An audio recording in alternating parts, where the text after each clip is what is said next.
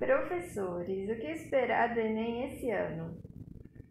Eu acho que nada muito diferente do que já aconteceu nas edições anteriores, né, Ale? Eu acho que não tem muito o que mudar.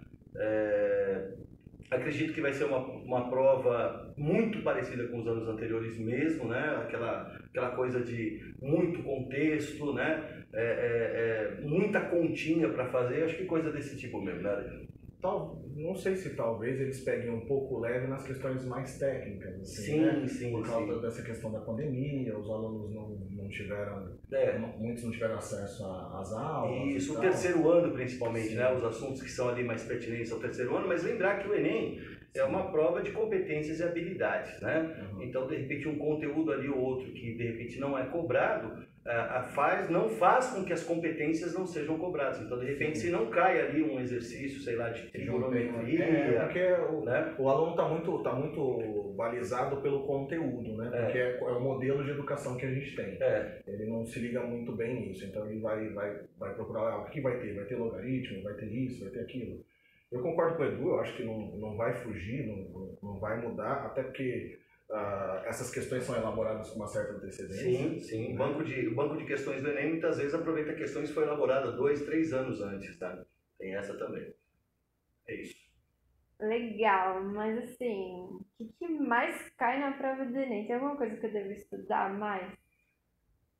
Eu acho que toda prova tem as suas questões coringa, né? Sempre, Que sempre vai aparecer ali. Então, o Enem tem uma coisa que eu gosto de abordar muito, que é a parte de estatística. Sim. Porque são conteúdos simples e que aparecem com grande incidência lá, né? Então, aquela boa e velha história de moda, média e mediana, interpretação dos gráficos, as tabelas, saber procurar informações nos gráficos e nas tabelas, porcentagem, razão e proporção, isso é uma coisa que é certeza que vai cair, né? Probleminhas, comparações numéricas, né? De repente o cara, por exemplo, dentro de um exercício de estatística, ele fala que vai contratar o jogador que teve a maior média de gols, aí você vai lá, vai calcular 5 médias e vai ter que ver qual é a maior.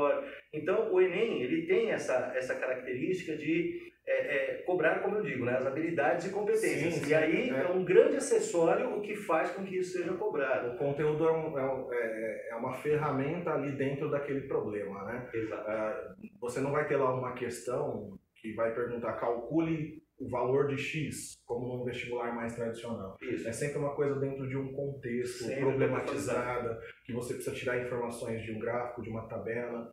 Mas a gente pode também destacar aí, por exemplo, ultimamente sempre tem uma questão ali de logaritmo, sim. probabilidade, análise combinatória. Análise combinatória, probabilidade, estatística, como o Ale falou, funções de primeiro e segundo grau, saber máximos de função. É que são 45 questões. Sim, o cara pode cobrar tudo. Mas aqueles conteúdos tipo área, geometria espacial, quer dizer, vai ter alguma coisinha ali pra você calcular um volume. Nada muito elaborado, né? Sim. Nada a fórmula do volume do tronco, mas assim, aquelas noções básicas é aquilo que ele vai se balizar, né? Aritmética, aquela partezinha. Muita continha, se prepare para fazer conta pra caramba. E eu acho que pega muito às vezes para um aluno, porque ele olha para uma questão do Enem e fora do contexto da prova, e ele faz com uma certa facilidade.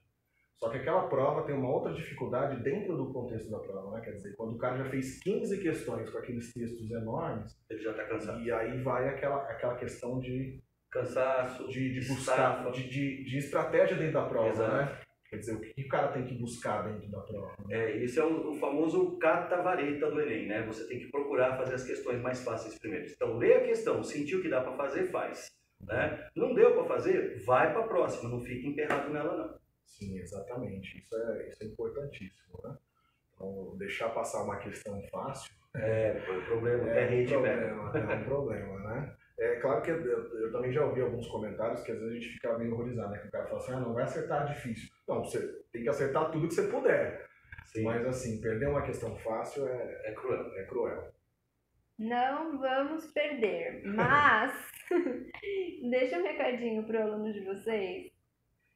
Eu desejo a todos vocês aí uma boa prova, como o Ale fala, vou te copiar um pouquinho, Ale, um bom trabalho, né? Porque você vem trabalhando esse ano todo, né? E agora é a realização do teu trabalho. Comi tua fala agora, né? Não, mas eu acho que é todo professor que é isso, né? É um trabalho ao longo do ano. Às vezes o aluno pede pra gente dá uma dica agora. Cara, a gente deu uma dica ao longo do ano. Foi um curso, Vocês certo? estão preparadíssimos. Vocês estão preparados e assim, é muito sucesso, a gente torce muito por vocês. E de alguma forma a gente vai estar lá. Isso, e aí já que o Edu copiou a minha fala, vou copiar dele, come aquela prova com farinha, né? Come com farinha, isso aí. Come com farinha. Vamos lá, gente, vocês estão prontos, vocês estudaram o ano inteiro. Infelizmente a gente vive num país em que vocês tiveram mais acesso do que muitas outras pessoas, né? E aproveitar isso como uma aproveitar vantagem isso, até. né? É um pouco triste por um lado, mas vamos lá, vocês se prepararam, muito sucesso, vai dar certo, tá? É isso. Boa prova para vocês, galerinha. Beijo no coração.